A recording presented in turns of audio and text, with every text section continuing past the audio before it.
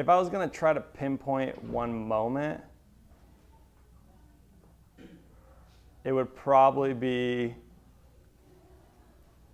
well, I would say it was moments when we had a really successful outcome on emergency. There were medical emergencies.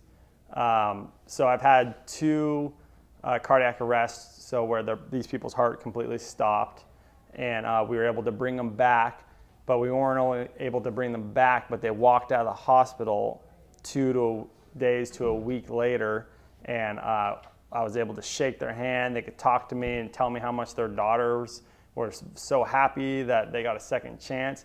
And that's an amazing thing to know that you got to be part of a team that was able to do this for this person. And it's not always just us either. Like bystander CPR is a really big deal. So like if you guys were there and you witnessed it and you started doing CPR, you guys are giving us a chance to be able to do that for them. So it's always teamwork in this career, even with lay people that are not in the field.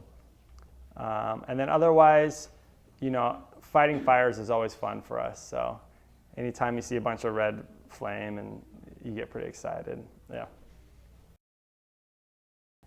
The earlier you can start doing stuff that is going to be building your resume, building your knowledge of the field, then do that. And how old are you guys? You guys are 15, 16? Okay.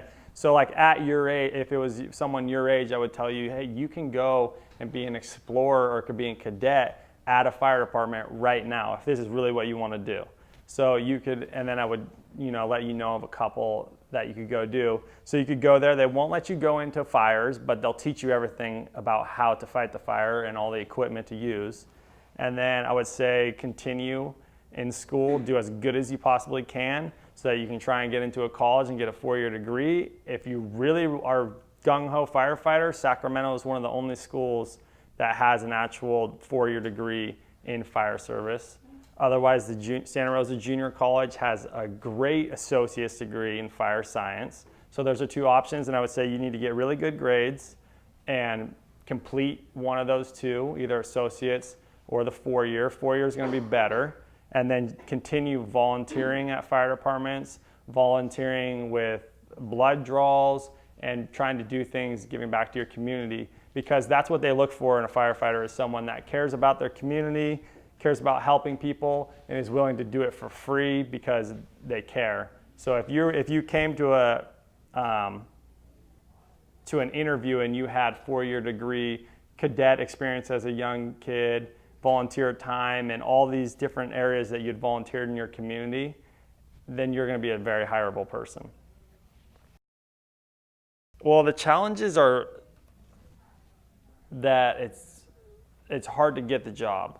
So the challenge for me was that I didn't start this job career path at 15 years old. That was a challenge for me, because there is those kids that started at 15, and just me, my personality, I was not ready to do that. I wish I was, but that's just, I wasn't. It took me longer to figure out what I wanted. Even though I had thought about being a firefighter at 15, and my grandma had told me, hey, you should be a firefighter. This seems like the type of career for you. I just wasn't ready to have a career, period. I wanted to have fun too much and all that. So that was a challenge for me that I came into it late. So I had to put my foot down, put my head down, and realize that I had to do a lot of hard work to get myself to the place to be hireable. And at some points for me, having children, I was in the field. I had a job, a part-time firefighter job, but that's not all year round.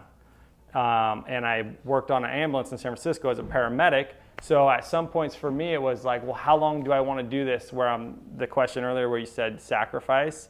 I was sacrificing all the time to try and get this career.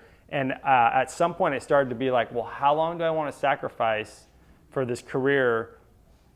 Or should I just be happy right now with where I'm at and just be a paramedic on an ambulance, there's nothing wrong with that, and just put that all to the side, and now I can just spend time with my family and work. Because it was another job, trying to get a job. So for me, that was a battle for a while, but I kept my head down, and it ended up working out.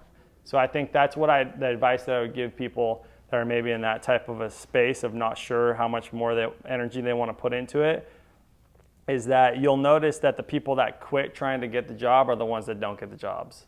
If you never stop trying to get it, then you're probably going to get it. And it's, like at some point, you're going to be in the cream because you just never stopped moving. You never stopped floating towards the top. Whereas if, they say they're going to hire the cream, if you're like, even like right there, super close, and you quit, well, you're not the cream now. But 3 years later, maybe you are. So if you just keep pursuing it, you'll get there. And for me, that was a challenge at some points to continue. Hello, my name is Jessica Dominguez. I'm Eric Pasorno. And I'm Lorenzo My name is Josue Lopez. My name is Ruben Reese. My name is Angela Espinosa.